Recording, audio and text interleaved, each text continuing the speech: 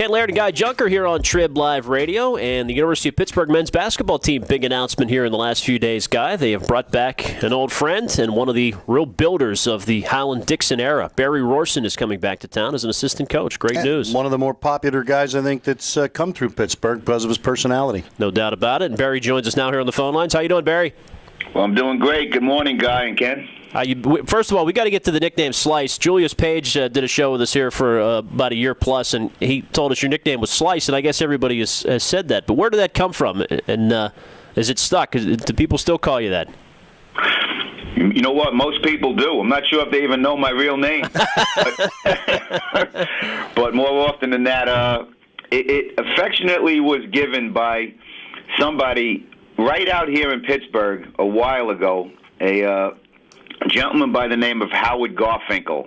Oh, and for anybody who's maybe unfamiliar with his name, he was the co-founder and ran the five-star basketball camp, that legendary five-star basketball camp for all those years, and wound up working out there as a counselor. And, being from New York, and we got all those, cracks in the courts and half-moon backboards, not being a real good shooter, playing outside in the wind, used to just kind of, drive and slice to the basket. And Mr. Garfinkel wound up calling me Slice back then, and, with all those people in the basketball community, it just wound up sticking. Sounds like a good name. Well, everybody's glad to have Slice back that I hear from. How happy are you to be back at Pitt?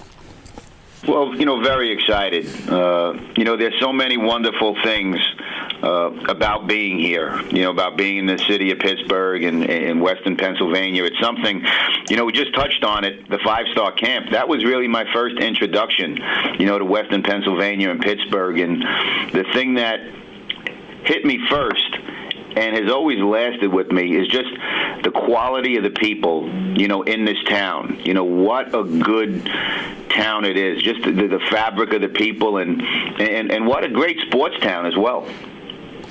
Well, how did it happen? I mean, did you and Jamie obviously stayed in touch over the years? What got you guys together? Did you approach them? Did they approach you? How did it work?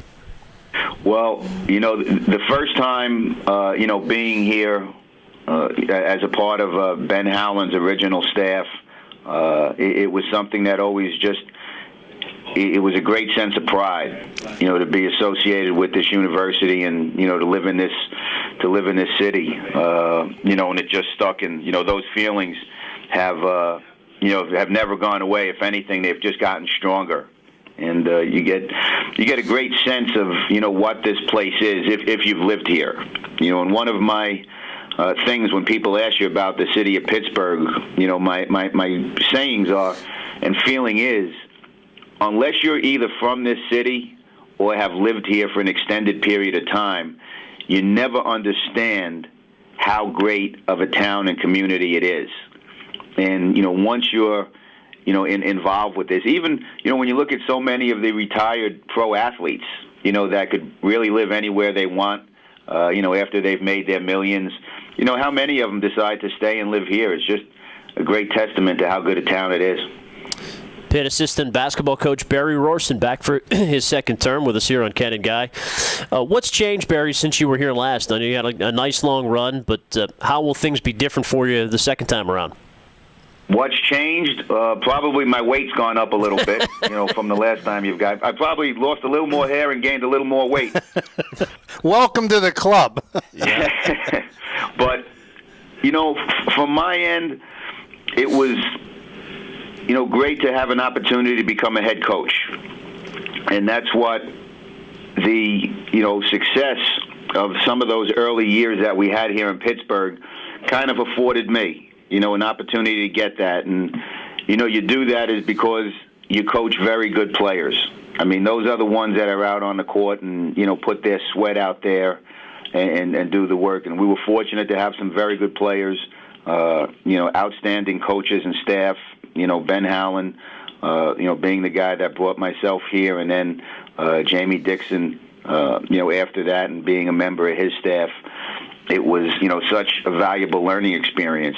And then it provided me an opportunity to go out there and be a head coach for, a good number of years. And then that led to another opportunity of having me hired by an NBA franchise. And, they had me with their developmental league team. And, you're coaching a lot of, talented players, in that situation. So, all these years have just been, so great since moving on from Pitt as just to add to the basketball knowledge and, the learning curve.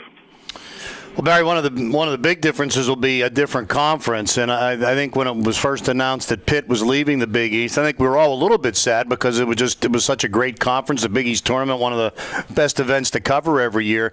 But now that the conference is kind of dissolved after Pitt has left, I mean, they would have been worse off had they stayed.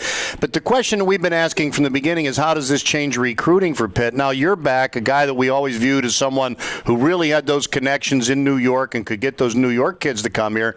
Will New York kids want to play in a schedule that primarily takes you down south, as attractive as it is? Do you think it'll be more difficult? Will you have to change your base of recruiting and go further south?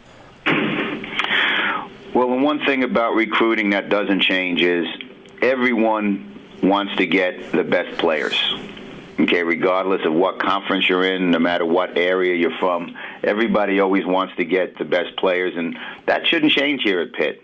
One of my feelings of recruiting, it's always kind of been an inside-out philosophy, and you try to look right here in your own backyard and start there, and then spread out a bit.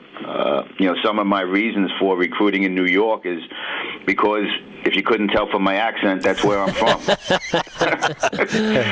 But they're good players everywhere, and we've had some success there with guys. But again, you need it's important to look locally. It's important to look regionally.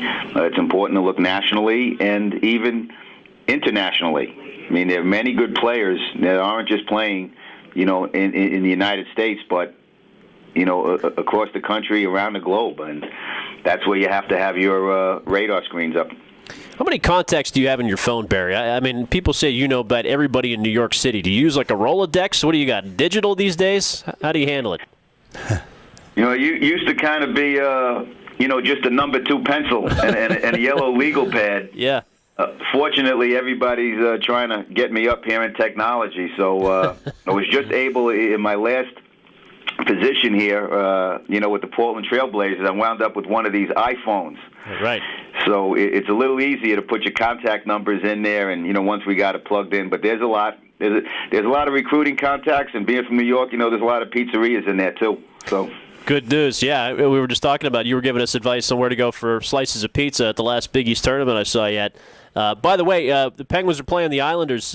Do the Islanders have a chance, and will they survive in Brooklyn when they move? I know you're a Brooklyn guy. Are they going to do well when they move there?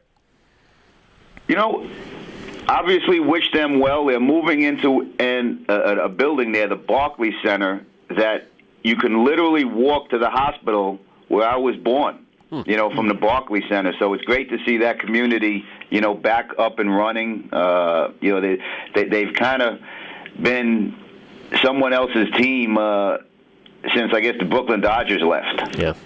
And now that they have something to call their own, and speaking of the Dodgers, did you see the movie 42? Any of you guys see the movie 42? Yeah, we both did. Yep. Yeah, well, thought it was an outstanding movie, but kind of took exception to the fact whenever they wanted to trade a player that they sent them to Pittsburgh, and they kind of didn't do it in a glowing light. Kind of took exception to that. I did too, because love the city of Pittsburgh, and that movie depicts it as something that it shouldn't be. Right, and it got obviously in the theaters here it caused a murmur, Barry. But in the 50s the Pirates were terrible, but in the 40s it wouldn't have been a bad place to be traded to. Yeah.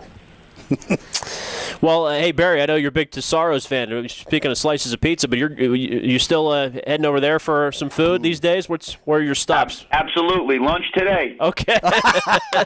Lunch today. Not sure what time you guys are finishing up the show, but head on over, huh?